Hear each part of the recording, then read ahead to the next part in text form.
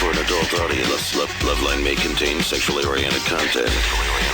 Listener discretion is advised. Loveline with Adam Carolla and Dr. Drew. Hey, everybody, it's Loveline. I'm Adam. That's Dr. Drew. Phone number 1-800-LOVE-191. Dr. Drew, board-certified physician, addiction medicine specialist. Tonight, we're talking racing. We have Sarah Fisher here tonight and Dan Wheldon, both in the Toyota Indy 400, which is coming up this weekend, this Friday, Saturday, and Sunday. The race is Sunday.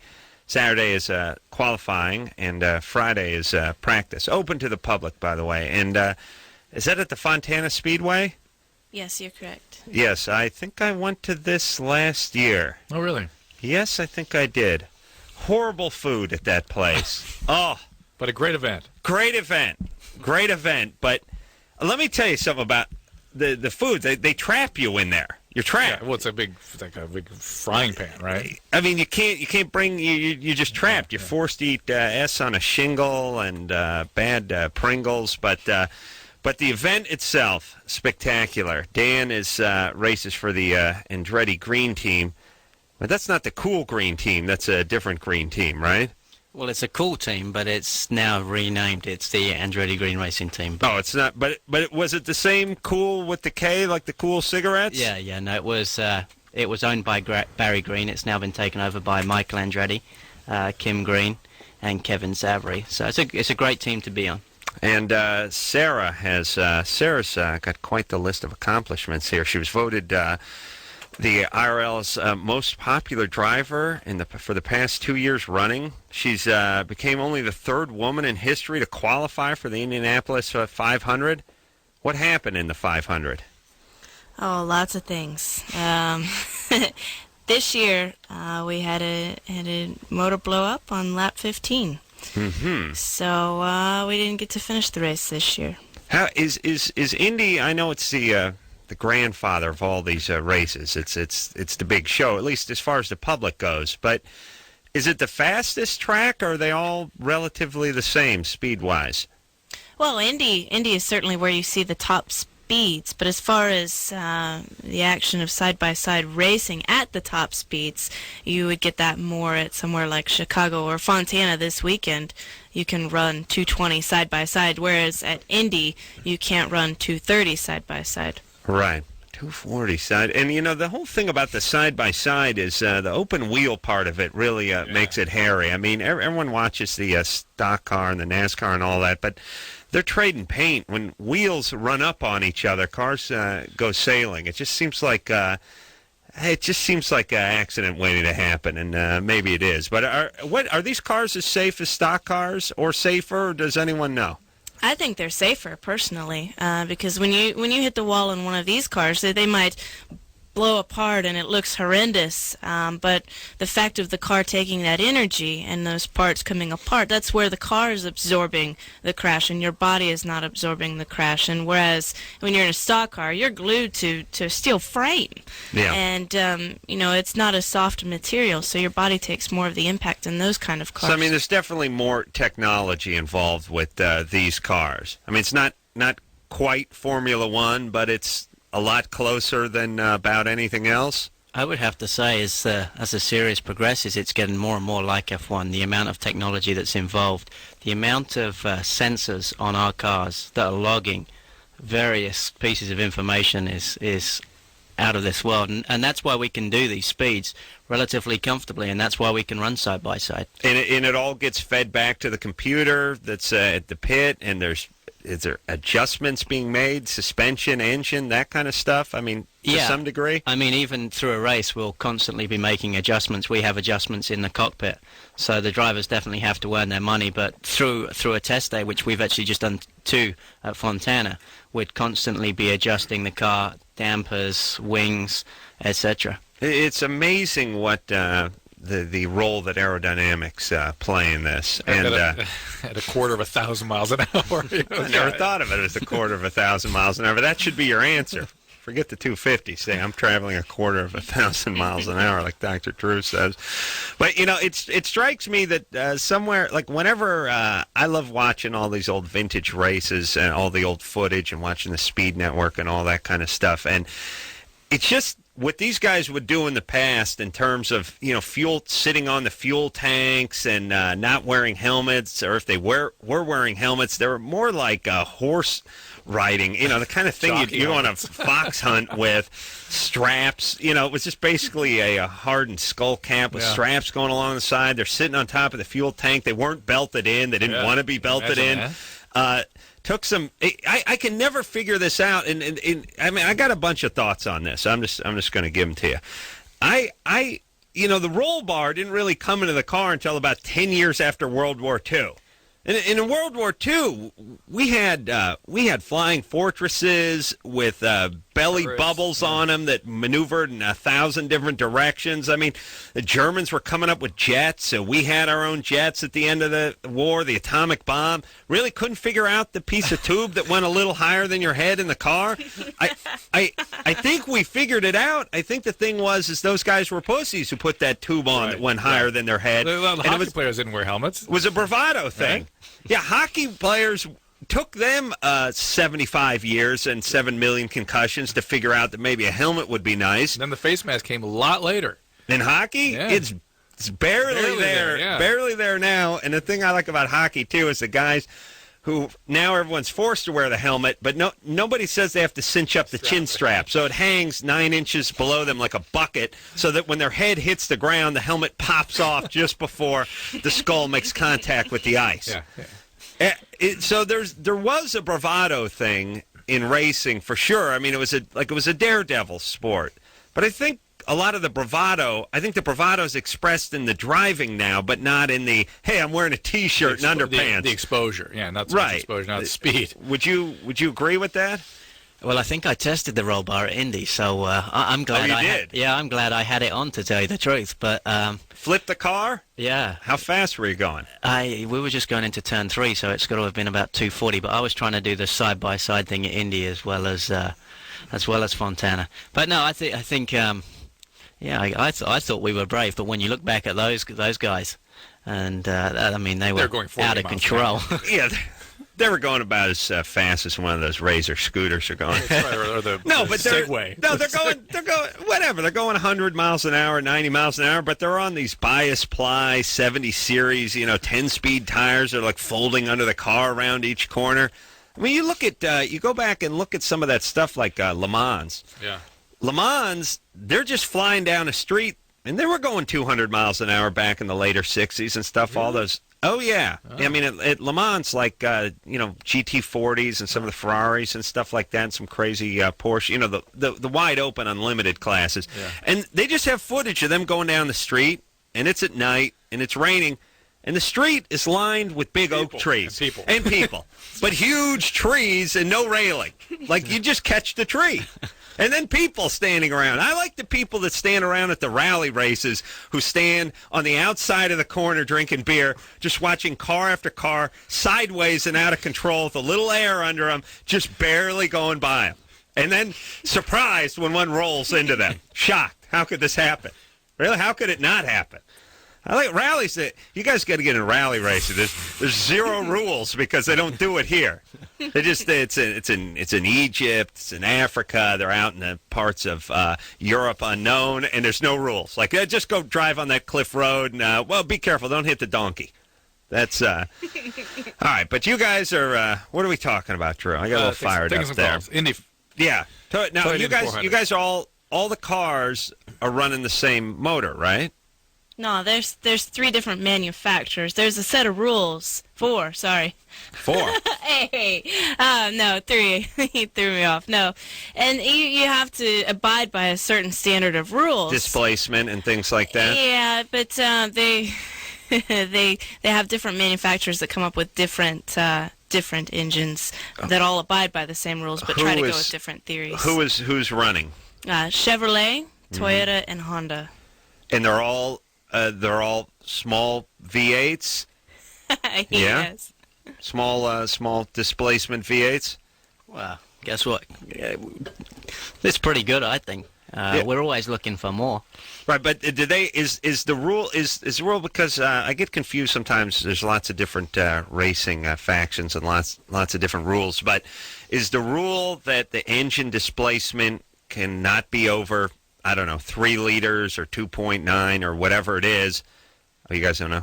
I run into this each time. There's got to be a displacement rule. Whatever the topic is. But you can make as much horsepower as you want, given that displacement. Like, given all this criteria, go ahead and knock yourself out, see how much horsepower you can get. Yeah, that's the goal. I mean, you want to have a faster engine package than the next guy.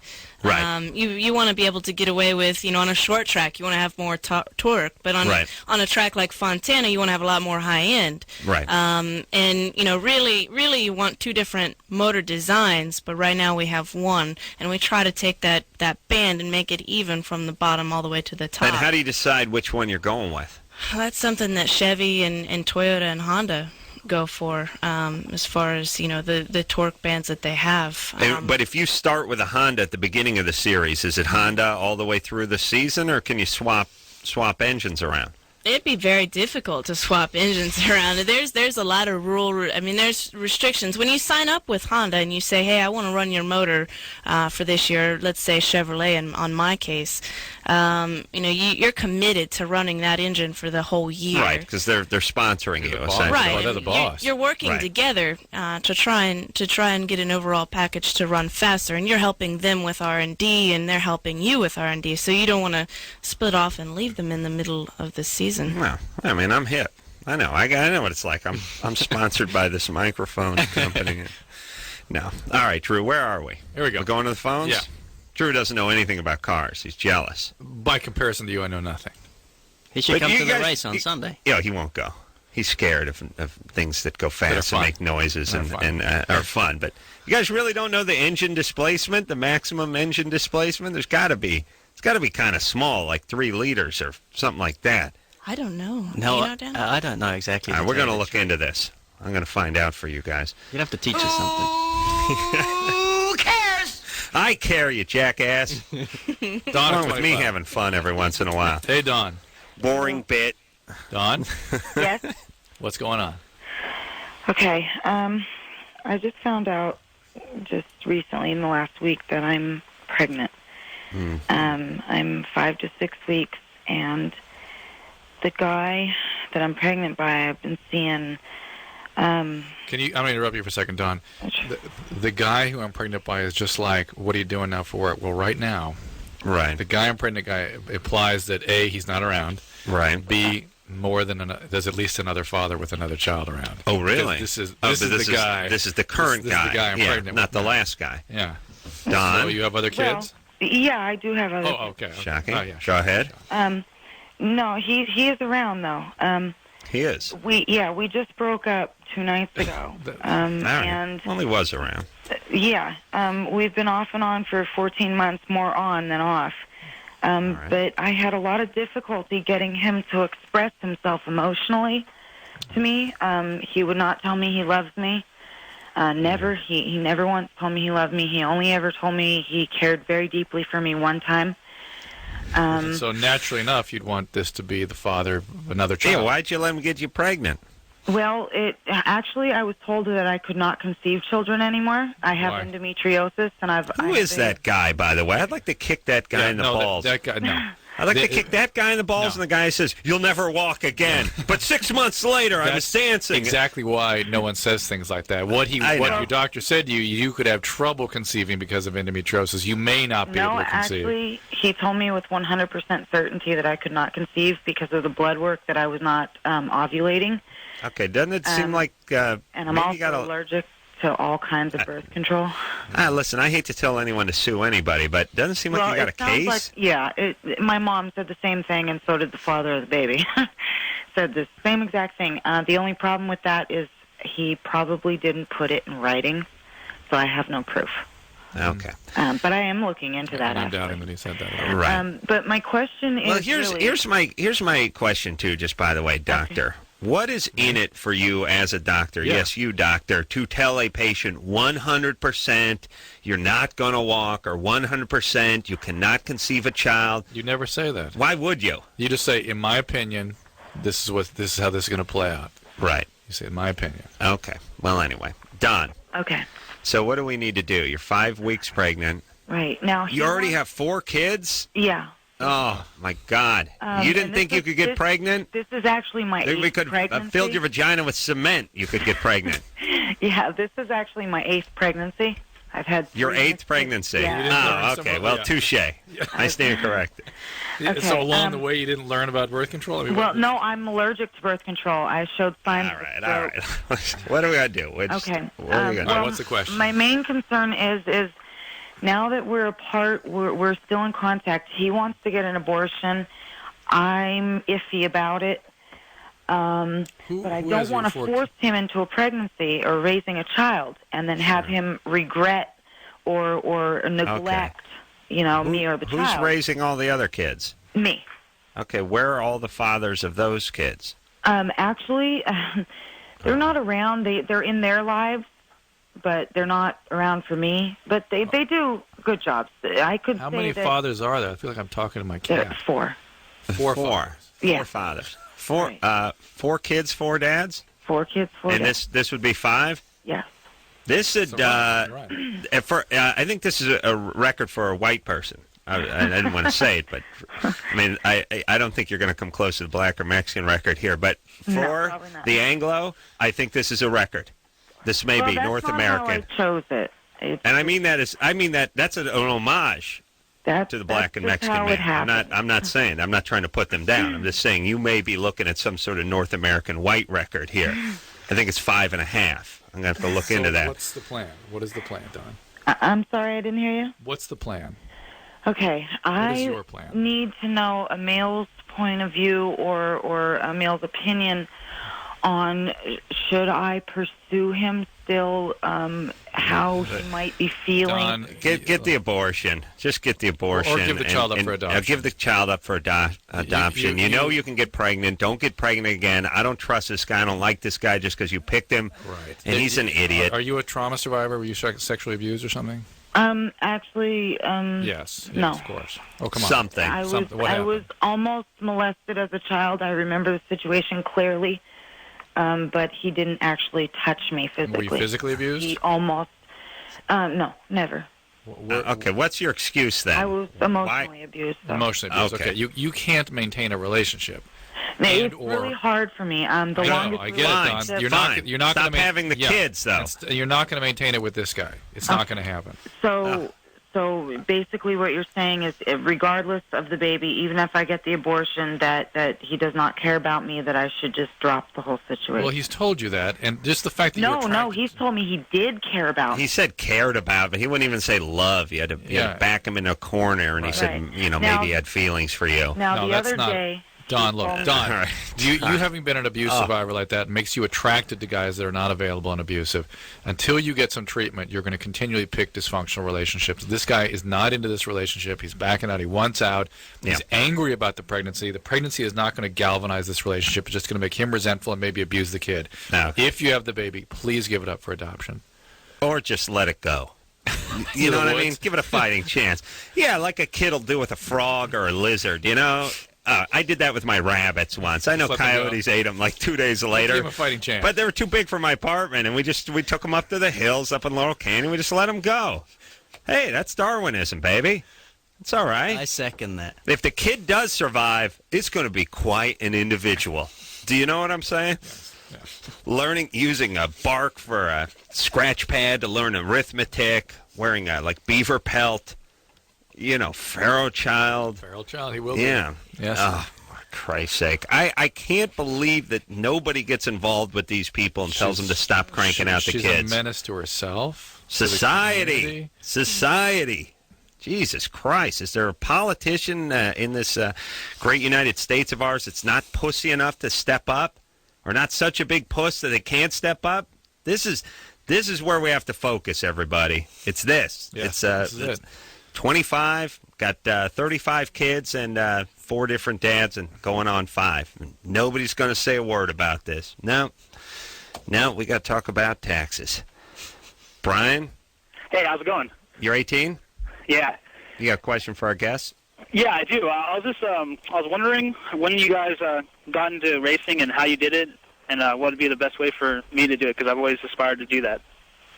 Good, a normal question. I can handle that. Well, I got started in racing when I was 5, and my parents were into racing, sprint cars, and go-karts more as a hobby than a career. And everyone in my family did something in racing, so if I would have done anything else, I'd have been the weird one.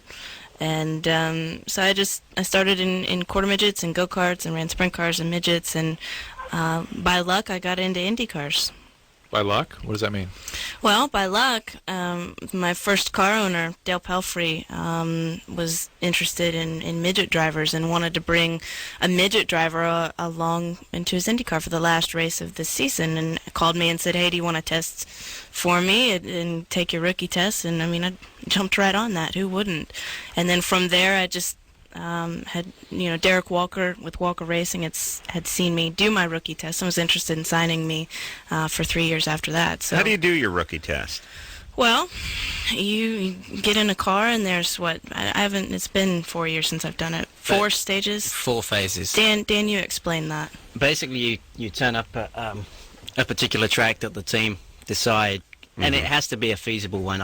They put you pretty much on a place like Chicago or Fontana, and I think you'll start your first phase off and you'll have to run 10 laps between 200 and 205 mile an hour, and you have to be within 200 and 205. They want to see that you can run consistently. Then you'll do 10 at 205 to 210, and then 10 more at 215. 210 to 215, and then 10 more at 220 plus. That would be at somewhere like Chicago.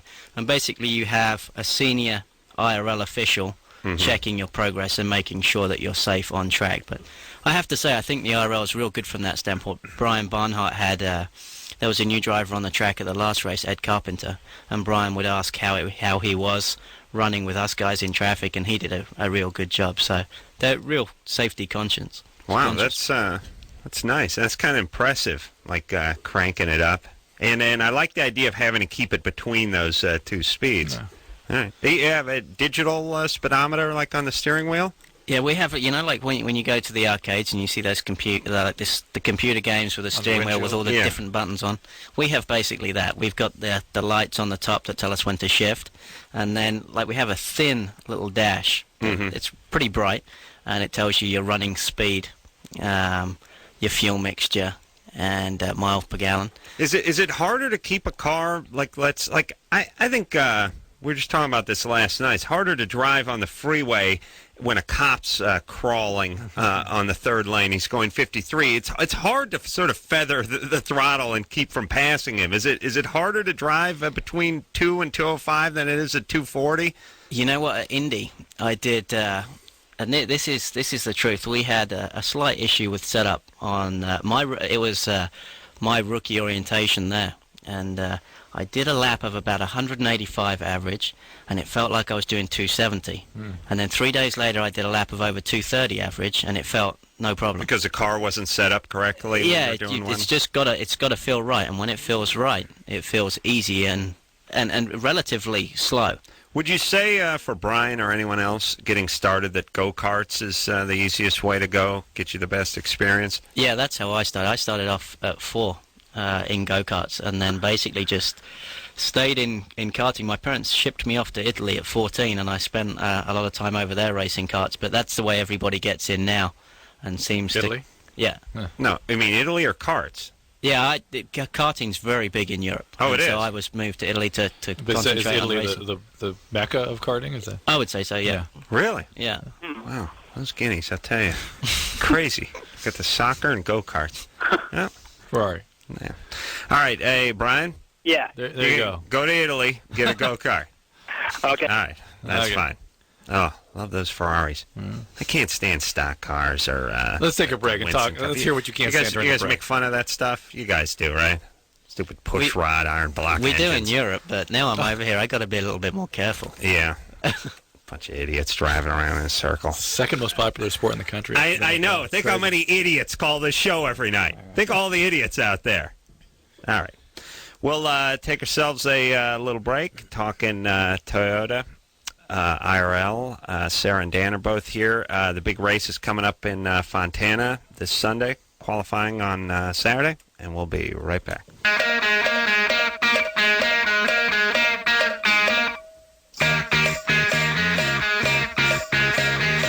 It's Loveline. I'm Adam. That's Dr. Drew.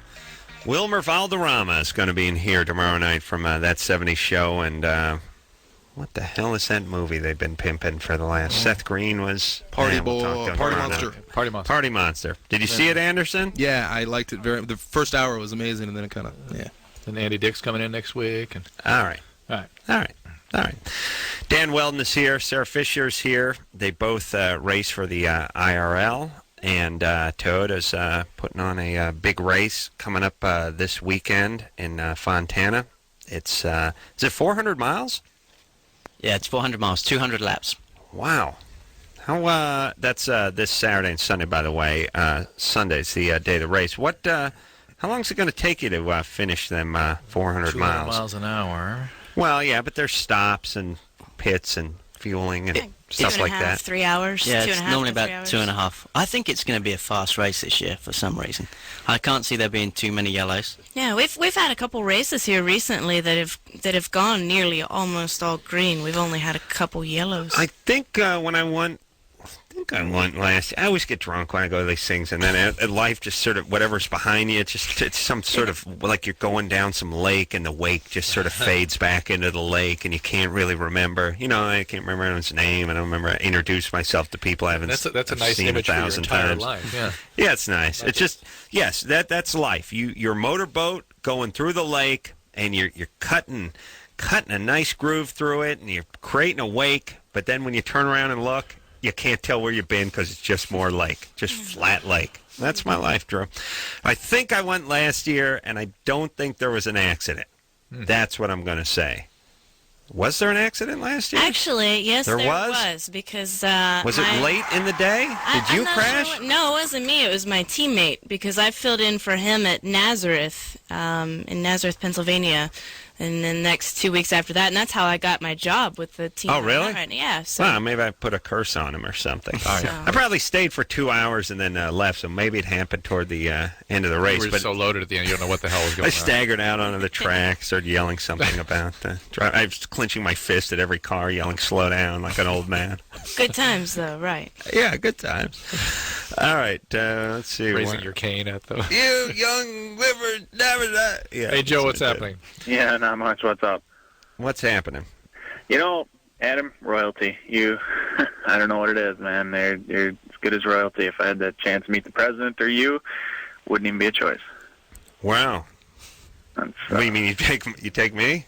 Yeah. No, it's like, no way. What are you talking about? Here's the difference between me and the president. If you give me like a plane ticket and $1,000, I'll come to your house. Well. Well, I'm just saying. I mean, I would do that if I thought I could get the president to come to my house for a plane ticket and $1,000. I would do it. Yeah, I would bring him. Oh yeah. All right. Well, anyway, Joe, thanks. Speaks volumes about how he feels about you. What's up?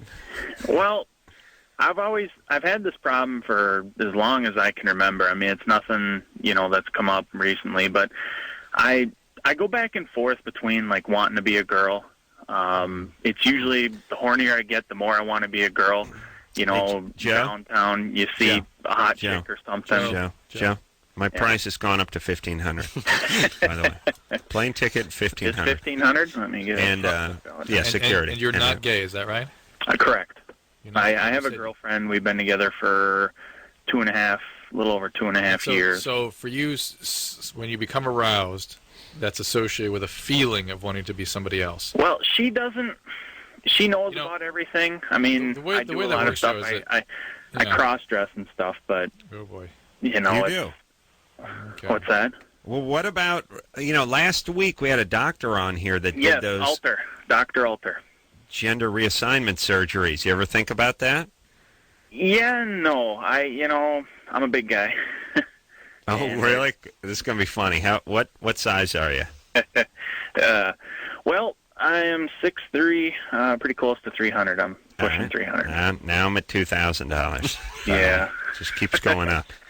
But did your parents used to give you messages such as, "Gee, if you'd only been a girl, we want to..." Well, my dad doesn't know a whole lot about it. I get my nails done. No, when you were young, what do you think sent you down this path? One of the ways this sometimes happens is a lot of messages about we wish. I don't know if it was something sent me down. I mean, my mom was always, she's not in my life anymore, and she hasn't been for a while. Why?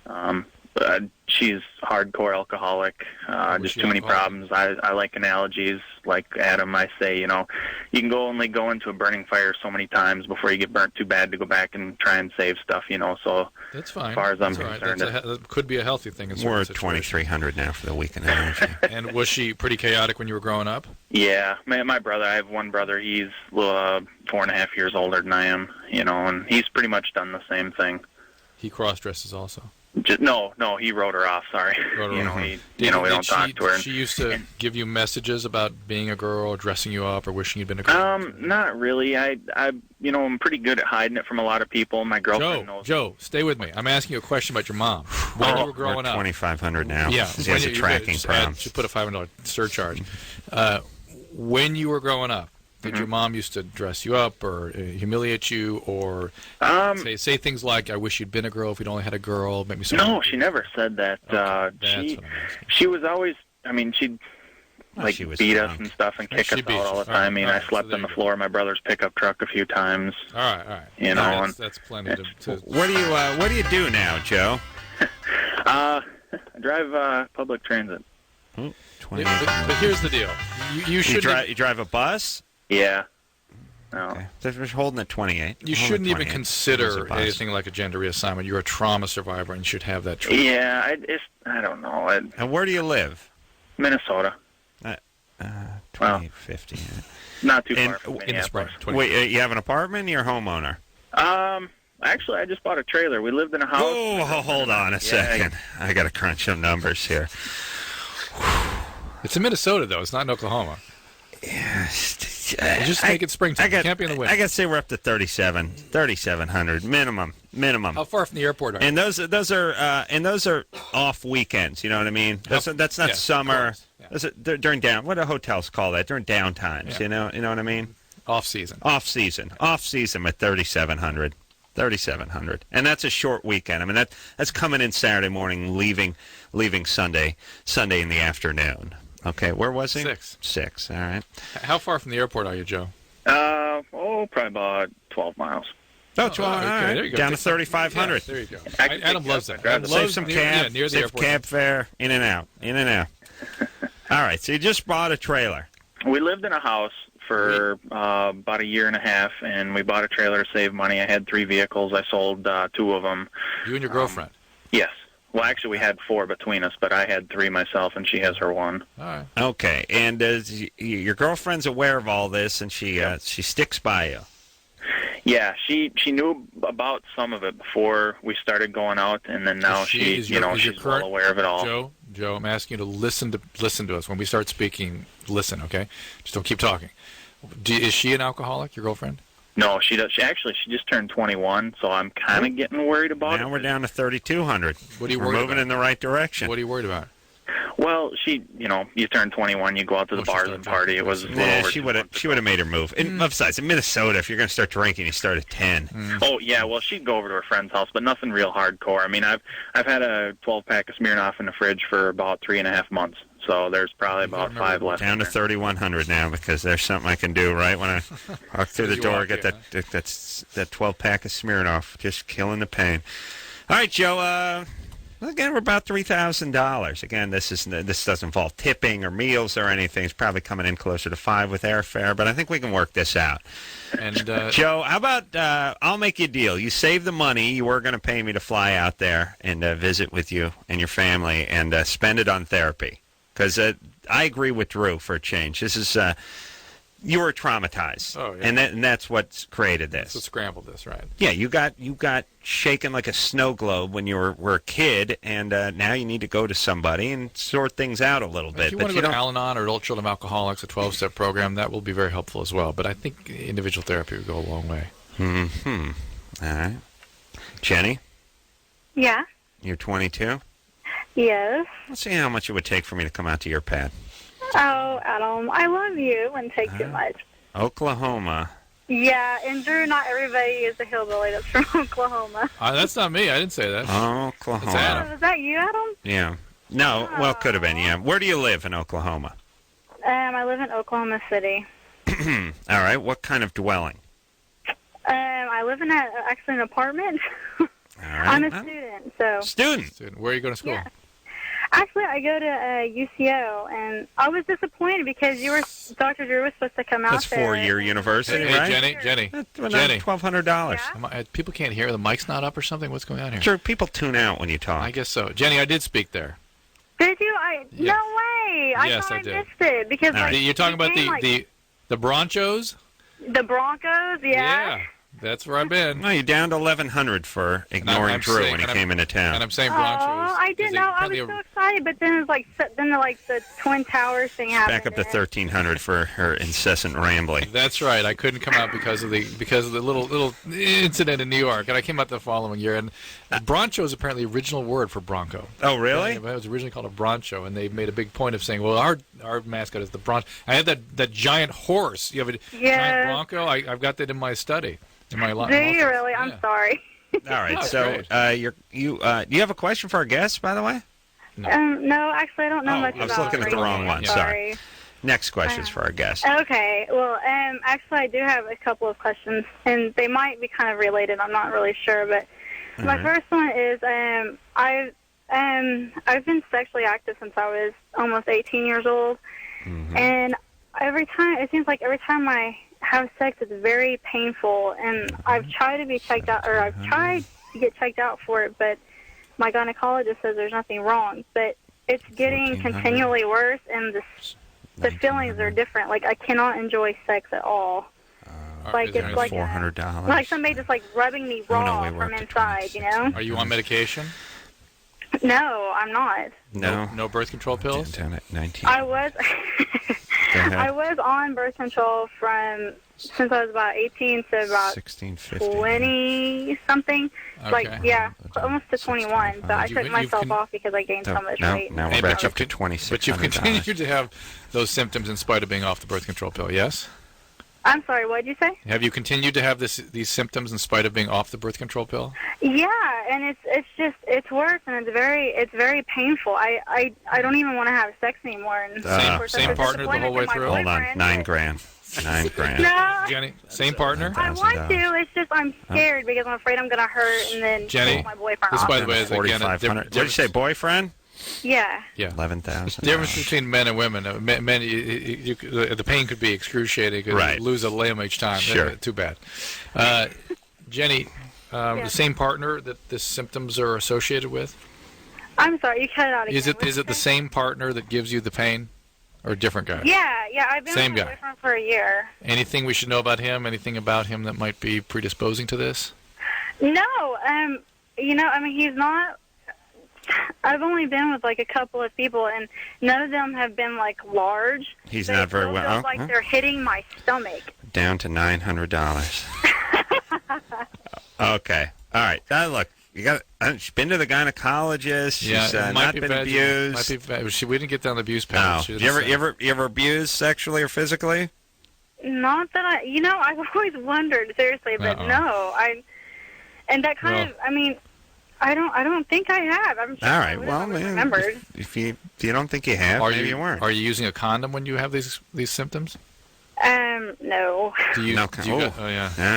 I know. I should be using protection. I know. I just. And do you guys use lubricants? No. All right. Well, that would be the place to start because it's a rubbing feeling you get. That's a push. Well, I've tried that. All right. Try the lubricants. Yeah. If you're not going to try the lubricants, don't pick up the phone. I mean, that's the first thing you try. Yeah. Right? Yeah. All right. Yeah. Well, we came in at $2,400. I think that's a reasonable price for me to get out to Oklahoma and spend the weekend with you. Mm-hmm. And again, that doesn't include tips, airfare, per diem. Meals. Per diem. I'm going to need, $75. What I call wham, walking around money. All right.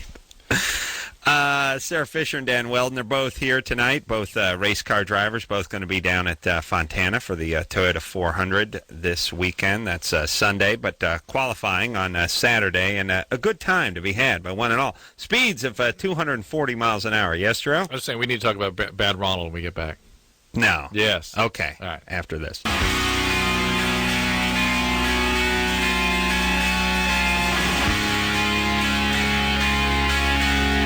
Hey everybody, it's Loveline. I'm Adam.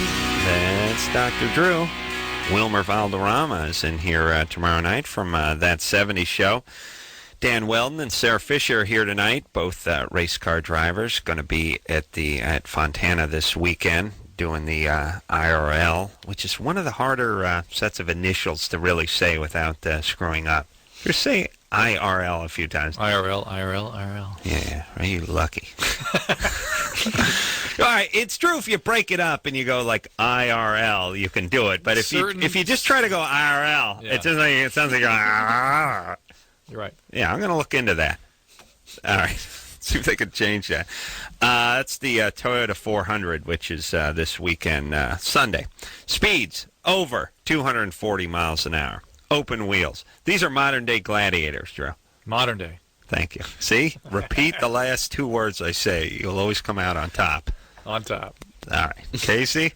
Yeah. You're 21? Yes, sir. You have a question? Yeah, I guess my question would be for Sarah. Well, you said you run a lot of sprints and midgets, so I guess your family was around a lot of, mini stocks and modifieds and stuff like that, right? Not really. I mean, I ran like All-Star Circuit of Champions and World of Outlaws sprint cars at like Knoxville. And...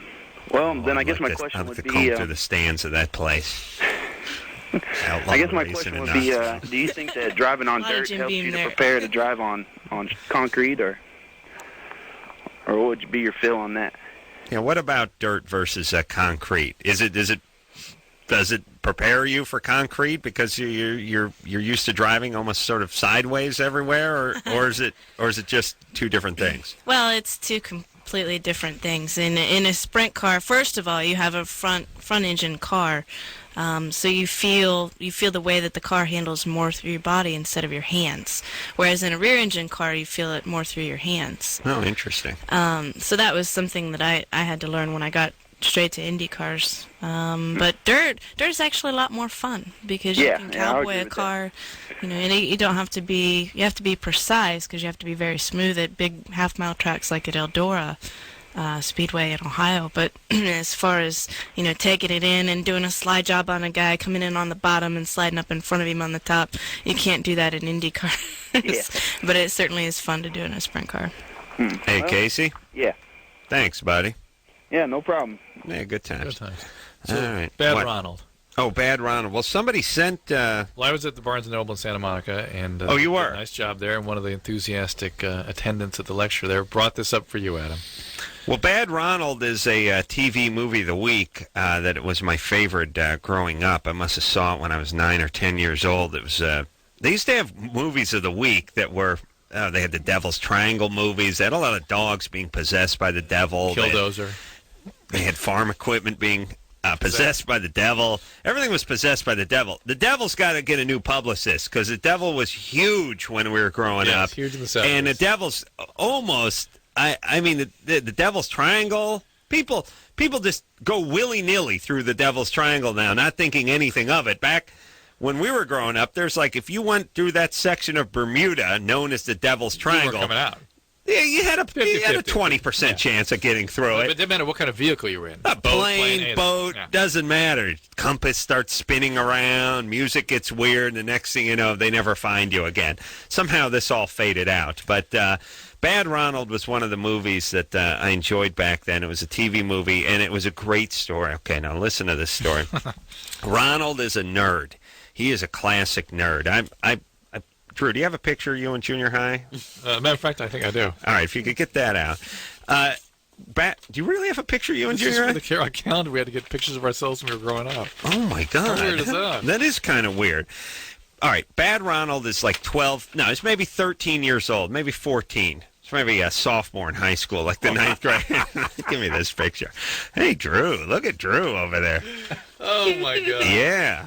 How old were you? How old were you there, Drew? 17. 17, looking good. Nothing with the hair a little more whacked out, like I remember you when you were 13. Oh no, yeah. No. All right, so anyway, Bad Ronald, he's living with a sickly mom. He's 14 years old. He's a nerd. He wears glasses. He likes this blonde-haired chick, and he goes to a swimming party one day, and he shows up, and everyone's like, "You're bad, Ronald," and they make fun of him, and they splash water at him, and he goes home all dejected, hanging his head, and while he's heading home, he runs into some little 9-year-old girl on a bicycle and, like, knocks her down, and she gets up, and she's like, "You're bad, Ronald," and everyone's telling Ronald how bad he is and what a nerd he is, and then she starts making fun of his sickly mother, and he says, "Don't say that about my mother." And she's like, "Why? She's weird." And he pushes her, and she hits her head on a rock. And back in the 70s, you could die from hitting your head on a rock. You did die. You did die.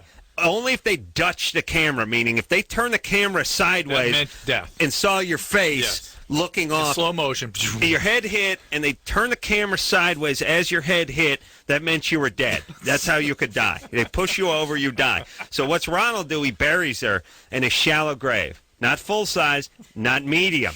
Shallow. The shallow. Yeah, he's 11. He's 14. And he runs home and he tells his mom, "I killed somebody." And she says, "We got to hide your bad Ronald." Well, she calls him Ronald. I don't think it's just a bad thing. So she makes a secret compartment for him inside the house underneath the staircase. You know how the stairs work? There's an opening there. All right, we got to take a break. But we return the climax. The thrilling conclusion to Bad Ronald after this.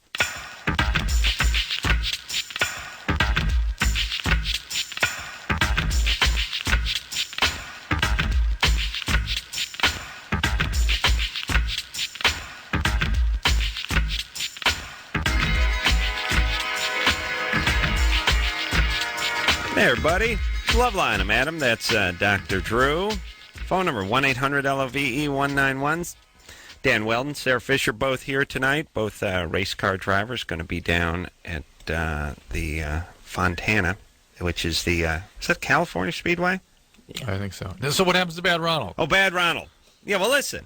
I got to plug their gig. You did. That's 250 miles an hour, everybody. He's under the stairwell. His mother stuffs him under there. 10 every time he says it. Oh, Bad Ronald. Okay. 14, nerd, gets made fun of. Kills somebody. Got glasses, pushes a girl, Dutch the camera. She's dead. Buries her in the... shallow grave. Not medium. Shallow grave. How do you know it's shallow? Does he say, I better dig a shallow grave? To bury her in a shallow grave. The shallow grave, it's like you hear about the master of disguises, but you don't hear about the guys who are just sort of adequate with the disguises. And it's like international jewel thieves. Right. You don't hear about the regional guys. Yes. The guys who work in the Glendale, Burbank area. It's always international. Shallow grave, international, master. Yeah. All right. So, buries her, goes home. Now tells his mom it was a mistake. She says, gotta hide you. No one's going to believe. Gotta hide you. Gotta hide you under the staircase. If you think about old house and the way they're laid out, there's some room under that staircase. Cuts a hole in the wall. There's like a pantry door. You have to go in through the pantry in the kitchen, open a little hatch, slide in there. Right. That's where Bad Ronald hides. Okay. Bad Ronald hides underneath the staircase. Of course, the cops show up. They're looking for Bad Ronald. They want to know where he is. The mom says, Bad Ronald, she calls him Bad, I think, took him on he's out. He ran away. I don't know where he is. So they leave and go looking. Meanwhile, got a little secret knock and stuff, to see, when the coast is clear. She's feeding him. She's having him keep up with his studies and stuff, She's looking after Bad Ronald. She's shopping. Of course, there's the nosy neighbor. I don't know what happened to nosy neighbors, but that was another very popular 70s thing. What was her name? Miss Kravitz. Miss Kravitz, across the street from Bewitched. But there was always some old woman watering next to your house, who's always poking her head in, sort of trying to get a look. So Bad Ronald's hiding there. Now Mom's sickly, so Mom dies. Now Bad Ronald, she goes to the hospital and dies. No dad. This is what happens, by the way. You hear me? This is what's going to happen to you guys who raise all your kids without a dad. So he's under the stairs. The mom has gone to the hospital. The mom has died, and now Bad Ronald living alone in the house. But the house sells, and it sells to Dabney Coleman, by the way, who's playing the dad, and his 3 hot blonde daughters that are all like age 13 to 16. Of course, Bad Ronald being 14, he's going insane in there now. So he's living under the stairs, and, he sneaks out at night, and he steals a cupcake and sneaks back in, and they're saying, I made those cupcakes for the school picnic. Who ate those? And everyone's arguing. Bad Ronald's looking through this little peephole at everybody. And eventually he starts going nuts. Now, he creates this whole delusional world where he's drawing murals and princesses, and he falls in love with one of the blonde girls, kidnaps her, and takes her under the house. Wow. Yeah. Great story. Yeah. And then it ends. It ends as every good 70s TV movie ends, with him busting out of the front door and the cops converging on him in the stop frame. Right. You know what I mean? Yeah. They do that roll credits over the stop frame. Like the end of Butch Cassidy and the Sundance Kid. Yeah. Roll credits. Yeah. And I don't know, to me, but here's the whole message of Bad Ronald, which is, if you're a nerd, if you're awkward, if people make fun of you, don't worry. One day you'll be arrested. That's really what's the message of Bad Ronald. He didn't do anything. He just got made fun of, killed some girl by mistake. Now he's going to prison. I recommend you guys all watch Bad Ronald. All right. It really gives some perspective. On life, yeah. I learned something. Thank you. All right. Where are we? Matt? Yep. You're 19? Yep, that's me. How's it going, Adam? Good. Sweet. I got a question for Dr. Drew, actually. Yeah. I'm actually from Salt Lake City, Utah, and I was raised very, very Mormon. Mm-hmm. And not just a little. Not just shallow grave. Not shallow. I understand. Very Mormon, yes. This is true. Mm-hmm. And so, basically, I've kind of lost views on that. Some things I don't agree with. How come? Just there are certain things that just don't work in my head with me. Certain views of the church that I don't share. Sure, why aren't you still into the Easter Bunny? Well, no, because in that community, that's forsaking your family, community. I mean, that's a big deal. Yeah, but maybe you got two brain cells to rub together, and you just, buy the nonsense. It's a big deal here. So actually, my parents don't know about it, but yeah. They don't know that you've forsaken things. No, I haven't really forsaken. It's just kind of, I don't believe everything that they do. All right. Okay. But basically, the way it goes is I've actually got a girlfriend now who I've dated for off and on a long time, and we're actually trying to have a sexual relationship right now. And I find that I cannot orgasm. And I've never heard of that before in my life. Are you on medication? Nope. You can't do it with her, or you can't do it in your life ever? When I lost my virginity, the average time I've heard from all my friends is like 5 minutes. When I lost my virginity, it was an hour and a half. Oh, my God. How about that poor prostitute? How about if you're by yourself? It's about 45 minutes. By yourself? Yeah. 45 minutes by yourself? I bet it's nuts. I got really strong arms, what can I say? Wow. Thank you. Jeez, that is a commitment. Hey, I try. Yeah, I'd probably be down to 3-4 times a day at 45 minutes. Are you everything else normal? You have any medical problems? I actually had bipolar, but I've pretty much worked through that, and I'm not really, I deal with. So you're not on any medications? No, nothing really worked for me. I have a really kind of a fragile brain chemistry, so it either made it worse or didn't work. All right. Wow. It makes me wonder, you have normal muscular development, normal hair distribution, that sort of thing? It's true. I play hockey. I'm in college, You have normal sort of, you seem like all the other guys, nothing different about you. No vagina, or large nipples. Is that what you're saying? Sorry about that. No, sorry. I got to tell you one thing, Adam. I was listening to you guys yesterday, and you said you like the big boobs. I've never dated a girl below a size D, and I love the rest. So that's all man, Drew. It's all man. You can be proud in that. Yeah. Are you anxious? Or you have a lot of anxiety when you're with these girls? Absolutely not. I mean, he's had the same girl for a while. I think it warrants a biological evaluation. Really? I do. And maybe your bipolarity was something related to a prolactin issue or thyroid. I mean, because you're saying a guy... You don't end bipolar. You don't just suddenly outgrow bipolarity. It just doesn't happen like that. So it suggests maybe they missed something back then, and maybe this is now a sign of something else going on endocrinologically. Okay, so let's just shed some light on this. Everybody's got a different sort of timer to them. I mean, there's a certain... men and women, and especially men, but women. Well, yeah. Yeah, I mean But this is for everything. Some people lose their hair at age 22. It's not because they standing too close to a microwave oven. It's just that's them. Yep. Just like their eyes are brown and your eyes are blue, right? Yep. So certain amount of this stuff, especially with the orgasms, because people call the show every night. There's 19-year-old girls who have nothing but orgasms. There's 19-year-old girls who can't have an orgasm. There's guys that go in 3 minutes. There's guys who go in 3 hours.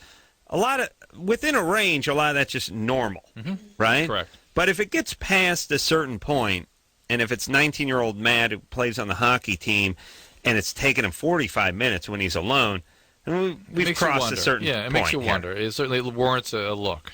And what are they looking for? I would check just at hormone level to make sure it's producing adequate amounts of testosterone. There's no prolactin secreting tumors, thyroid's normal, these sorts of things. And there was I got the DVD of Bad Ronald, and they had some deleted scenes. Oh, no. One of them was where they had to actually install a floor drain. He was beating off so much in his cubbyhole. That's the Carolla cut. It never made the cut, of course. This was the 70s. These were different times. Yeah. Good times. All right. Imagine 14 living with the 3 chicks and spying on them through the thing. All right. Where are we? Matt? No. Where? 5. Oh, you're going to 5. Drew, your new hand signals did do nothing for me. Thank you. All right, let's talk to Ashley. Ashley? Yes? What's up? Okay, I want to know if I've been raped or not. All right, what happened? Okay, well, the guy was 19 and I was 14. If you had sex with him, you were raped. Wow. Yes. Well, I mean, there's different degrees of rape, perhaps. I mean, you know. Do you want to, what is? I mean, the guy's a criminal no matter what. If you had sex. Well, with him, yeah, I know it's statutory rape, but Yeah. I mean, I did not actually tell him no. Okay. That doesn't matter. But the reason statutory rape laws are in place is because at 14 you're not very good at telling people no. It's not your job to tell them no. It's even clearer. You're not able to say yes. Oh. The law is more about you're not in a position to render consent. Interesting. All right. Ashley? Mhm. Okay, so you're 16 now. Mhm. And are you feeling like this has affected you? Yeah, because I still have problems telling guys no. Like, if... But yeah, so you were victimized before this. Yeah, this seems like more bad parenting, namely no. dad. This is victim. Really? Yeah, this is freeze. This is what you can't. Low self-esteem will do that too. Yeah, it can, but you can't withstand other person's desires. They just consume you. You want to gamble? Yeah. A little gambling. Right. You guys got any money? You got $1 on you? You guys make a lot of money on that. 17 cents. Drew, are you kidding me? I don't have money. That's all I have with me. You're an adult male with doctor in front of your name, and you walk around with 17 cents in your pocket? It's in my car. Am I going to go to the car? Got yeah. some Jimmy Choo size 8s. What do you have? Nothing?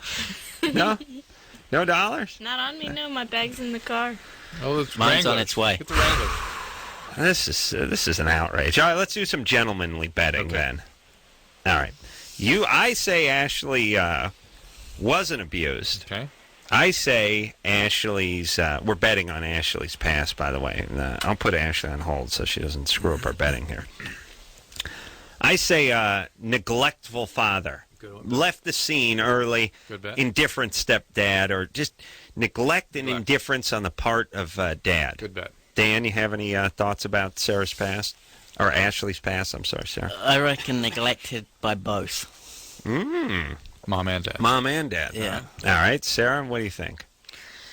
Oh, I think she's seeking attention from males. Yeah, why, though? What happened in her childhood that had such an important effect? You can go with nothing, by the way, because that's a bet, too.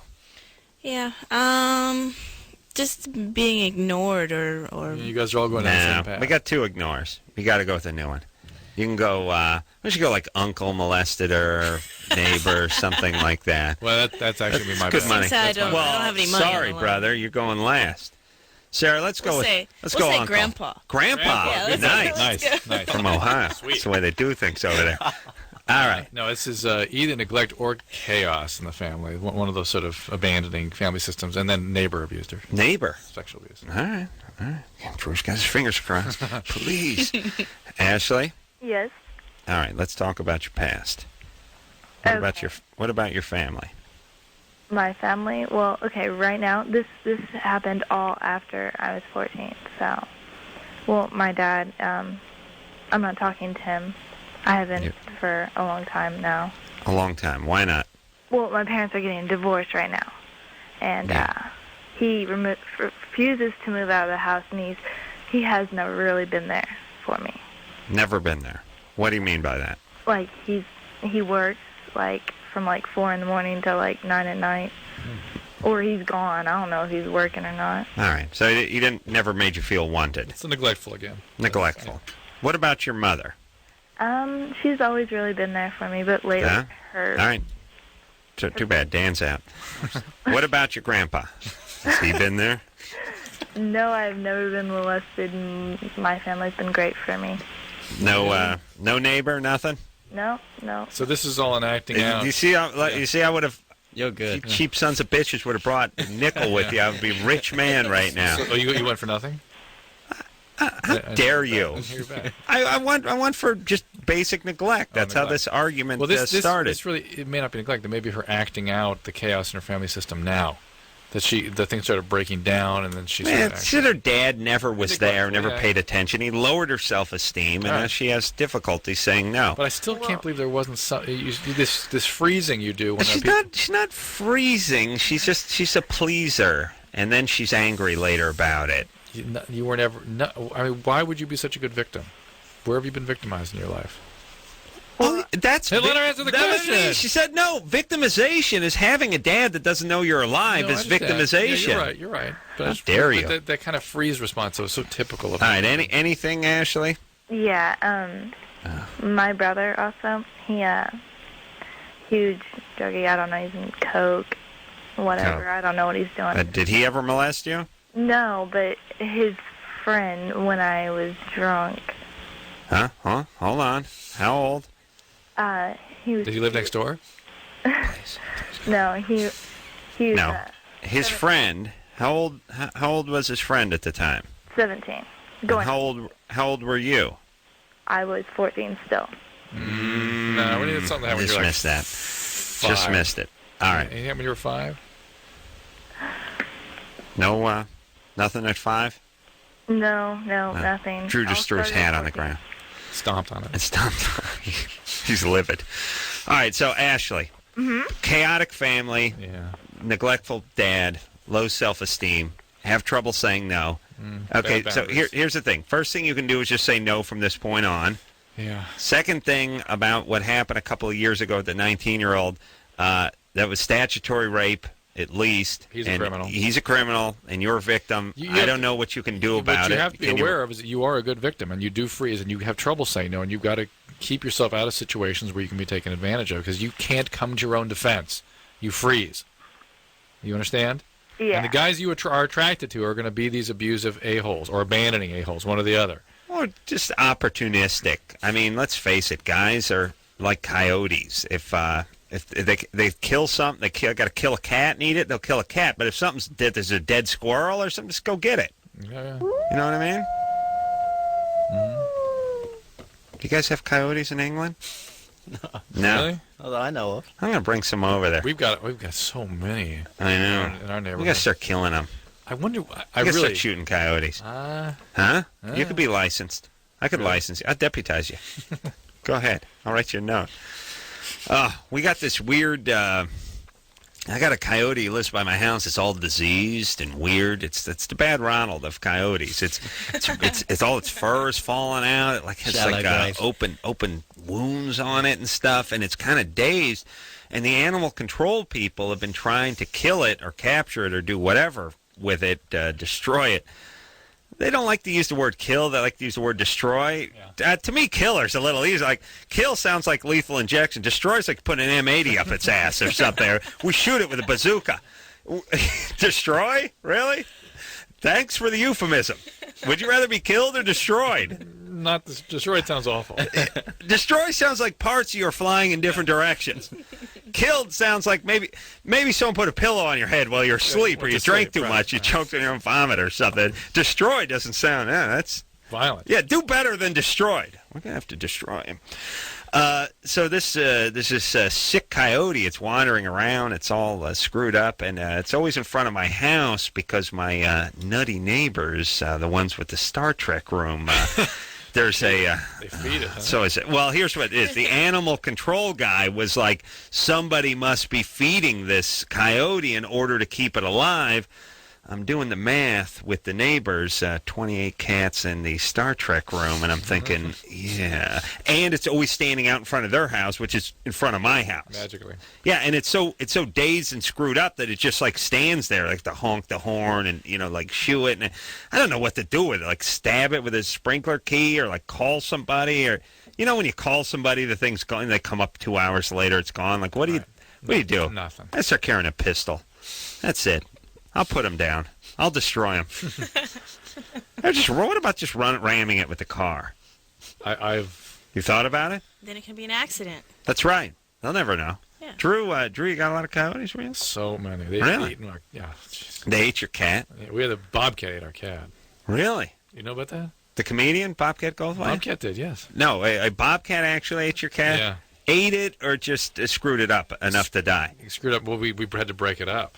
We heard this shrieking, and my wife ran out there, and then I heard her shrieking because the bobcat went after her. And then you found out it's going to be $2,600 to save the cat, and it's like, destroy it. Really? Right? No, then I ran out in the yard with a kitchen knife and a broom. I had no idea what I was getting into. How much to save the cat's life? We spent a lot. And the cat died anyway? Mm-hmm. But there had to be one more thing at the end where it's like, come on. He's not telling the truth. There's something. I know it. Huh? Yeah.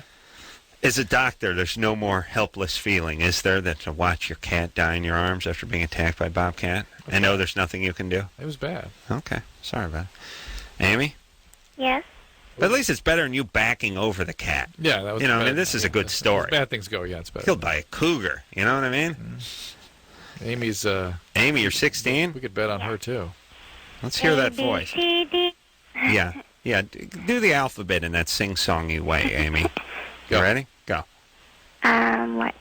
Say the alphabet. Alphabet? A, B, C, D, E, Yeah. A, B, C, D, E, F, G. I'm tone deaf, too, so. I do it, but do it in a real sing-songy way, like a little kid. A, B, C, D, E, F, G. Yeah. See, this is a 16-year-old. Sounds like 4. I'm almost 17. Were you abused? No. Nothing? Nothing at all. Are you small in stature? I'm Asian. Oh, all right, that clears things up. I can do that Asian thing. Well, let me ask you this, Drew. Hold on a second. The Asians, God bless them, they got that subservient thing going with the girls, which is almost like be a girl, be a little girl, stay a little girl. I mean, there's a little of that cultural, a lot of that cultural thing going on. So we always think of Asian women as having those soft, young voices, and they're a little bit smaller than other breeds, but that's not what it is. It's probably the servitude kind of thing. The abuse. Is it abuse? Or is it just sort of a role? I don't know. I mean, she says she wasn't abused. Well, all these things, we observe these things in a socio-historical context, and maybe the same phenomenon would occur at a lesser level of abuse if the society encouraged it or something. I don't know. I don't know what that means. Amy? Yes. So anyway, you're never abused, but you're Asian, so you got that little voice. I guess so. All right. So your question is you stopped sex with boyfriend because your vagina lips were swollen. The second time we had sex, yeah. How much time passed that you guys were Excuse doing me? this? How much time how long were you guys doing this? We were having trouble getting it in. And I guess Really? Huh? Really? Never abused, Amy? No. No? When did you lose your virginity? Well, I've been going out with my boyfriend for about 2 years, and we've tried to do it like 3 times, but it was too hard. And we did it for the first time about a month ago. All right. How old's your boyfriend? He's 17. All right. Your parents still together? My parents are divorced. I live with my mom and my stepdad. All right. What's your stepdad like? Huh? Is your stepdad a good guy? Well, he's always raised me like he was a real dad. Except he's just not emotionally close. Like I don't tell him about personal things. How is your real dad? He's He's not. He lives in another country, and he got remarried. So and he's I out met of the my picture. half-brother spring break. He's that's like nice. 9 months old. Okay. So do you feel like your dad abandoned the family? Not really, because, I mean, I know why they divorced, because Why? they didn't get along well. Did you witness a lot of problems between them? Huh? Did you witness a lot of problems between them? No, I mean, I was 9, and I don't remember anything really violent. All right. It was just Good. that they weren't compatible. Fine. All right. Drew, 0 for 20 tonight, Yeah, buddy. bad news. Yeah, Dr. Drew, everybody. Couldn't save his cat, can't fix the kids. What else, Drew? Let's take a What break. else can't you do? I gotta go. All right, so listen, but let's just mop up with Amy over here. She's getting some swelling, Well, some she has irritation. vaginismus, they can't enter, and they got irritation. It's just so many. Are you seeing a doctor? No. Well, after it happened, I went on the internet to see if I could learn anything, and they said it was a female version of blue balls. No, And my boyfriend didn't know Amy. What do people do on the internet? Amy, if you're going to be sexually active, you have to get regular pelvic exams. It is time now. Okay? Huh? Oh. All right. Well, we got the only dumb Asian in North. We've done it one more time after that. I'm just trying to prevent it from happening again because it really. Okay, go. You need to go to the gynecologist. You need to get a pelvic exam. You're sexually active. You need to get a pelvic exam. Okay? Do you understand? Is it because I'm too small and he's too big? That's a possibility, but someone needs to examine and look what's going on anatomically with you. I suspect it's It more. was the menorah. Amy, look, Amy, do not try to figure this out for yourself. You must get proper medical care. You don't know what you're doing, okay? Okay. All right. Thank All you. right. All right. Wow. And let me tell you something. Tell me. For an Asian, that was retarded. That was retarded. You understand? That would have been like for a white chick, that was average intelligence. For an Asian girl, that's considered that's retarded. How That's dare retardism. anybody consider you racist, Adam? How dare they? I'm just saying the Asians are sharp breed. Just saying. That's what I'm saying. That's right. All right. We're going to take ourselves a little break. We'll be right back.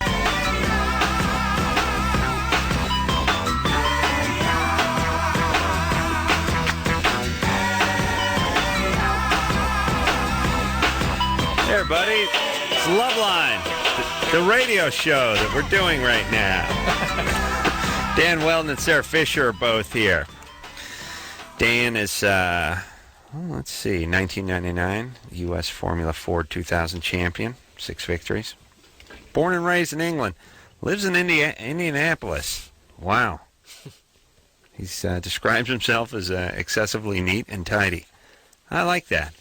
You're good roommate material. You're on the road a lot. You're driving. You're tidy. That's what you want in a roommate. You want tidy and on the road. You know what I mean? Yeah, it's good. Yeah. People, let me just tell, we got a lot of young people listening to the show that want to know what to do with their, they're getting roommates, they're moving out. Number one quality. Look, anyone you live with in a confined space that you cannot hump, you'll eventually want to kill. And even the people you're humping, eventually you're going to attempt to kill. But that buys you a little time, right? Right. But when you're living in that one bedroom with your roommate and he's got the futon and you got the sofa or whatever, eventually you'll want to kill your roommate. Everybody learns to hate their roommates because when you take two people and put them on top of each other, this is what happens. Now, if one roommate loses the job and is home all the time, it goes from hate to I'm going to hire Drifter to kill this person and then I'll just burn the body and I'll collect the insurance. Like Shallow grave. Shallow to medium grave. Yes, you will go insane. If I've had roommates lose jobs and now they're camped. They're camped. And when you leave for your job in the morning, they're there. And when you come home, they're there. And they don't have money to go anywhere. See, this is This is Chris. No, this is a scary chick I lived with. The guys are always, look, here's the point. Find a roommate that's busy as hell. Yeah. And that's the best roommate. Always going. You'll be glad the night you get to see them because they're gone so much. All right. Thank you, Drew. And by the way, whoever sent us this copy of Bad Ronald, what name is that? Moss? The tape sucks. It's no good. You wasted our valuable time. It's completely... So It's the worst copy of anything I've ever seen. You can't see anything. Yeah. And I'm a guy who watches scrambled porn, so I have a very low threshold for that. Grew up watching scrambled porn. I was reared on scrambled porn. All right. Jason? Yes, how's it going? Good, you're 25. What's up? First of all, that whole roommate thing, thank God my roommate just got a job because he spent probably about 9 months on the computer, on the couch in front of the TV, so I hear you, and I was about 2 days away from hiring that drifter. You want to kill them. They're never gone. And here's the best part. They're depressed. Exactly. You come home at 4 in the afternoon, they're still in their house coat, and money's a huge issue because they don't have a job, so it's a nickel and dime. It's like, well, I'm looking at the phone bill, and I never called. Yeah, so not only grating on you, but they're nickel and diming you to death. Or they're 4 months behind on their rent. No. So it sucks. What happened to the scary chick? All right, my question. Hang on a second, Jason. I want to hear this. Scary chick. Well, a scary chick had a scary cat named Cicely. It's just as mean as she was, and she's a nice person now. Everything's fine. Oh, you have a relationship with her? No, I see her once in a while. It's all right. She's just going through a tough time. I moved out to move in with Ralph, who was in here last night. That's why I got the hell out of there. Story about the scary dude she was living with. Yeah. Rick? No. Oh, wait, not Rick. We're talking to Jason. Jason. Yes, I'm back. All right, sorry. Sorry for Drew. That's so anyway. Right. Question, Drew. Past 3 years, stopped wearing underwear. What kind of damage or what kind of problems could I possibly face free balling? None. I can't think of anything. Upholstery. I can think of upholstery-related problems. What are you thinking? Well, I've heard rumors that you can get testicle cancer, abnormalities. I don't know. Is there anything? Therefore, man in nature would have all had testicular cancer. They've been wearing underpants for billions of years. The species should have died out yes. at its inception. Yeah. No, Jason, relax. You more worry about skin things and from the rubbing of the chafing. You get hyperkeratosis pilaris. Well, what about support, Drew? Yeah, you'll head towards gravity will take its toll, but good time. Okay, meaning the ball sack will lengthen. Adam, would you like to speak to this, given you know something about this? Well, a little asymmetry will occur. One side will go a little lower than the other. But how about as it makes its way to the floor? It'll start heading that way. Everything goes that way. Yeah. Okay. Right, gravity, I guess. Yeah. That's right. That's right, Jason. All right. Good time. Your roommate's got a job now, right? My roommate's got a job, and he's gone just about as much as I am, so it's a good thing. Fantastic. What are you doing? Oh, wait a minute. I'm curious. What is he? He's watching his balls get closer to the ground. Jason? What? What are you doing? What am I doing? I'm actually just got home from the bar, and I'm about ready to go to bed. No, you said you're gone all the time. What do you do? Oh, what do I do? Well, I have two jobs. I'm a teacher, and I wait tables. That's what you want. That's the roommate you want. 2 jobs. And the waiting table part, cash. Yeah. Always can spot you $20 because they got they walk out with the food home. $120 worth of tips. Yeah, bringing stuff home in the styrofoam container. Don't you always want a female roommate? Female roommates can be good. They can get a little weird sometimes. Oftentimes they end up if you have a female roommate who you don't like, I mean, you're not attracted Your friends might. There's a decent chance she's into you a little bit. Yeah. And then they start getting weird because, you bring home a date or something, and the next day they got the puss on in the kitchen. No matter what, they'll be very protective of you, and they'll be sort of shunning whoever you bring around. Yeah. It's tough. Very primitive. Yeah, it's good. Females better, but then it's kind of weird because you become the man of the house. Like somebody breaks in, you got to kind of take the lead, or her car battery dies, you got to get the jumper cable. It's kind of nice to have that guy who's Mr. Fix-It who can handle himself. It's a little. He gives you a little butt rape every once in a while. Every once in a while. Small price to pay for the battery jump and the lawn. All right. No, that's horrible. Yes, it was. Barely happened. Rick? That was Ralph we're talking about. Ralph. Barely happened with Ralph. Hello. You're 20. Okay.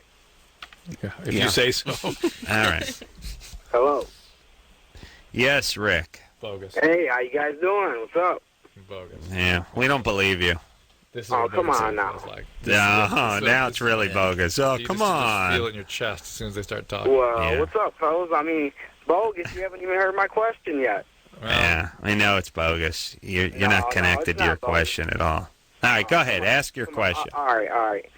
As dirty as out there as this sounds, I am the biggest analingus freak. I mean, I love the butthole. I mean, strictly female only. I mean, I ain't going there with no men or nothing like that. But I mean, as far as I can get my nose and tongue in it, I'm a happy camper, and I just want to know like the repercussions, the consequences of that, because I know it's like the dirtiest place of the body, and it's something I enjoy. What about that, Drew? What's that? Well, how often do you do this, Rick? Every chance I get, man. Every chance I get. Every girl I'm with, I either try talking her into it or slip her the surprise. You know what I'm saying? Mm-hmm. And it's kind of an obsession. There's all kinds of lovely infectious diseases you can get that way. One of the most historically important routes of contamination of the oral fecal Think about route. the gals Rick is going with, too. Oh, yeah. I mean... Oh, yeah.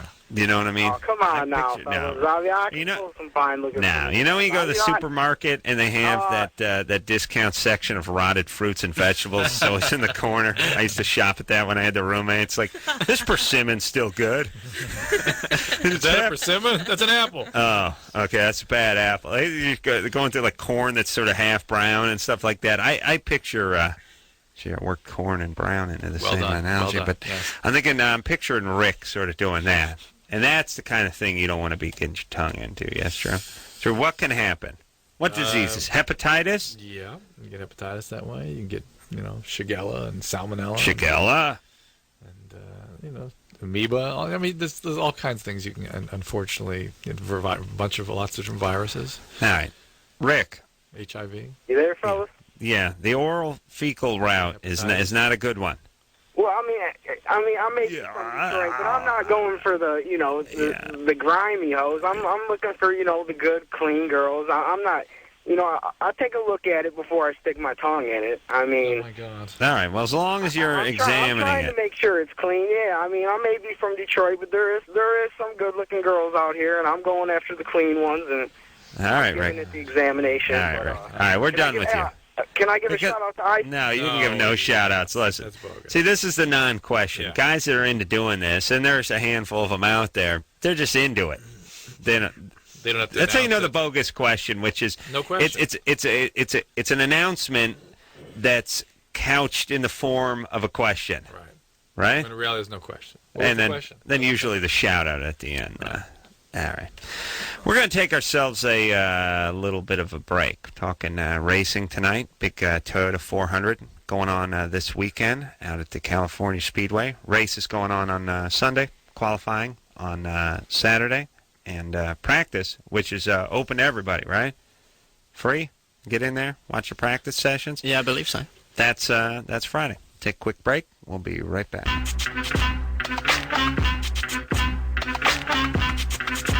Go ahead, Drew.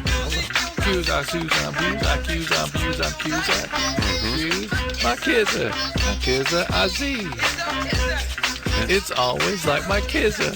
It's always like my zoom, my zoom, Z. Never gets old. Yeah. Never gets old. For Drew. Yeah. For everyone else, got old like 1,500 times ago. Yeah. Dan Wheldon and Sarah Fisher both here tonight. Somebody had me sign books tonight as my kizzer. Oh, really? They're both members of the IRL, that's right, Indy Racing League. Got a big race coming up at the California Speedway, which is a relatively new facility. Say, 7 years ago? Oh, when the hell did they build that? Maybe it's... You guys know how old that place is? It's kind of new. Wasn't the Ontario Speedway first? They rebuilt it. They got rid of some and made some, but I think California Speedway's new. Although you couldn't tell by the burnt orange color scheme they decided to go with. That was a smart move. Great, make everyone think it was built in 1974. If it's in the area though, where it's at. Yeah, it's just a bunch of burnt people and burnt brush. Excellent point, Fontana. Burnt orange and red. All right, but good times. Got a big race, Toyota 400 going on this week. Friday is qualifying. Saturday is practice and running in groups. And that's, Dan says to check that out. And then Sunday, of course, the big race. All right, let's take a question for our Then that's guests. two then, two. Two? Yeah. All right. Dustin? Yeah. 23, what's your question? My question is, I'm a pilot, and I find that when I fly, when I land, I get on the freeway to drive, and I'm driving pretty fast, but I don't realize it until I look over and there's a cop going about 53, and I look down and I'm doing about 90. What do you fly? I just fly Cessnas, small planes. Oh, okay. But I usually go about 140, somewhere in there. In the plane, yeah. Yeah. So what's it like? Does it feel, I mean, if you're going 240 all day and then you climb in your car and you're going 70, does it feel like you're crawling? Yeah, it does. Really? No, I'm asking the guests, but, I mean... They're shaking their head. They're shaking their head, yeah. I know. The one thing that I like about being on the road is obviously you can relax. Right. You don't have you're not having to eke out every last thousandth. Right. So, like, I tend to just chill out on the road and take it easy and let all the other guys do the crazy stuff. Yeah. Sarah doesn't do that, though, do you, baby doll? No, not really. I get in a car and I just instinctively You want to go. go. Yeah. I just don't pay attention. That's right, Dan. She's a winner, okay? Oh. That's called that's the attitude of the champion. That's the eye of the tiger. You go. I don't care if you're pushing a shopping cart, Drew, or out on the IRL. You go. All right? That's a champion. Yes, sir, Mr. Crow. You understand? All right. So, this comes up all the time with race car drivers, and we've had a lot of them on this show over the years, and I find out that either they drive like turbo Porsches because of their, it's obvious they like the speed and the thrill, or they couldn't care less, and they're driving like just some sort of suburban wagon thing with the kids. Like they don't want to experience that anymore. Drew, what about you? Do you like talking to microphones when you're not doing it on the air? Do you find yourself like when you're in a supermarket, do you lean over and grab the intercom and start shouting? You have to broadcast, right? That's what you do? Yes. All right. Or at least pretend. I don't click the mic out when I'm talking to the cashier. I just talk into it. I see. That way I can actually produce speech. Right. Yeah. I'm going to need some chiclets. Were you molested? You were, I was weren't you? going to say exactly that. Does he ask her that stuff? Johnny? Yeah. You're 21? Yeah. What's up? No, I'm gay, and I want to find out, because I want to have a kid. And at work, I constantly, flirt with girls, and I was wondering, if it would be a problem, having a kid and then being with a girl. Hold on now. Have you ever had a boyfriend, or do you have one now? Yes, I do. You have a boyfriend. And by the way, gay, good move for Johnny, because he could never pick up chicks. Why? This is sketchy. She freaks chicks out. They don't like that, right, Sarah? Oh, listen to this. Listen to this. I was at a dinner there was about 3 of my wife's friends there. Hold on a second. And they were talking to one of the woman's daughter, and she was talking about this guy she used to date. And the mom goes, well, she just, just really wasn't in for it. And then she leans over and goes, he used to call all the time and told her how much she loved him and how great she was. And he called all the time. Right. Every woman at the table went they went, ugh. Yeah. Like they shuddered, like, I hate that. I know, because women spend their entire life wanting guys to or telling guys why they're not praising them enough, but the second the praise starts coming, it's like, what's wrong with you? It's like, yuck. So that's why as a guy, you're like a doctor. You have to just sort of deal it out, but in small doses. You it's like you give them a little medication, but not too much. You give them a whole pile, though, OD on it. Sure. That's what I tell my old lady, Drew. Yeah, you give her nothing, though. Yeah. I could shower you with attention, but I don't want you to dump me. Johnny? Yes. All right. So what does your boyfriend feel about this? Huh? How does your boyfriend feel about you having a kid? Well, he actually doesn't really know that I, want to have a kid. Okay. First of all, you're 21. What are you thinking about? You give it another 10 years, and then you could adopt or do whatever. Do something with your boyfriend. Couldn't you adopt? Yeah, I could, but I want to have a kid of my own. My own. All right. Well, you find a surrogate or something. We've had friends that have done that. And by the way, who's we? You and I. I don't have any friends that have done that. Oh, will we? Yes, we do. That's right. Yeah. Yes, baby. That's right. Forgot about that. Yeah, I guess you can do that. I don't know what the details of that were, though. I thought they were adopted or something. I don't know. We know gay couple who's... Only know one of the gay some couples. of them, they'll mix the sperm and they'll implant it. Yeah. You know, the beauty of me is I you know... You start seeing the alphabet. Some gay couple start saying, hey, we got a new kid. Ah, that's great. That's great. That's great. You guys are great. Whatever you do, it's great. It's great. Yeah, you know how we did. Yeah, we took our sperm, we put it in a paint can shaker, we both beat off, and it was A, B, C, D.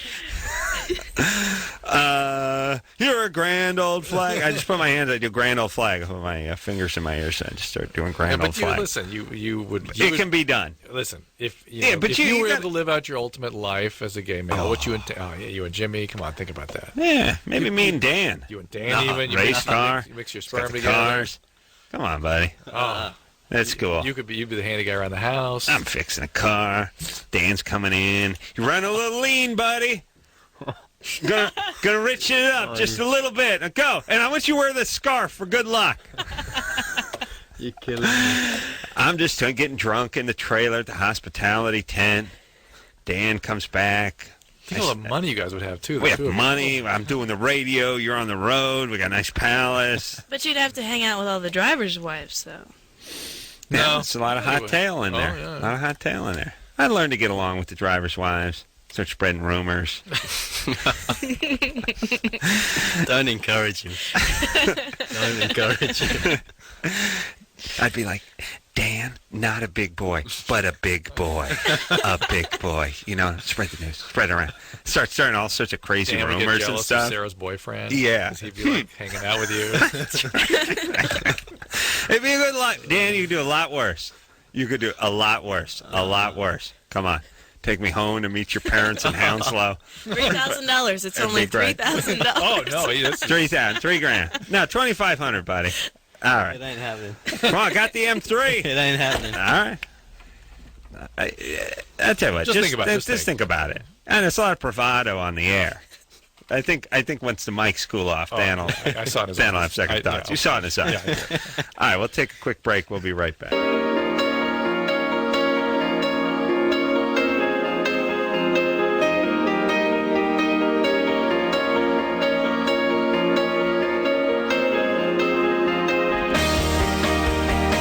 That's the show, everybody. I want to thank Dan and Sarah for coming in here from the RL and tell you that you can find them out in Fontana at the Speedway this weekend. 240 miles an hour. Drew, who are we talking to? I'm just looking at a guy who had a broken penis, perhaps, and that can happen. You can tear the corpus cavernosus, and he should be seen by a urologist if he did that. All right. All kinds of problems if it's not repaired. 240 miles an hour. You could really break your penis at that speed. Yes, you could. Got to wear cups there. All right, so that's going on. Toyota 400. Go out and see that this weekend. Do not miss Saturday. That's all, and all the action takes place during the not the qualifying, but the practice warm-up. All right, so until next time, this is Adam Carolla for Dr. Drew saying mahalo. I am the biggest analegous freak. I mean, I love the butthole. I mean, strictly female only. I mean, I ain't going there with no men or nothing like that, but I mean, as far as I can get my nose and tongue in it, I'm a happy camper. This has been Loveline. The opinions expressed on this show are not necessarily those of the staff, management, sponsors, or this station. The producer for Loveline is Ann Ingold. Loveline is a presentation of Westwood One Entertainment.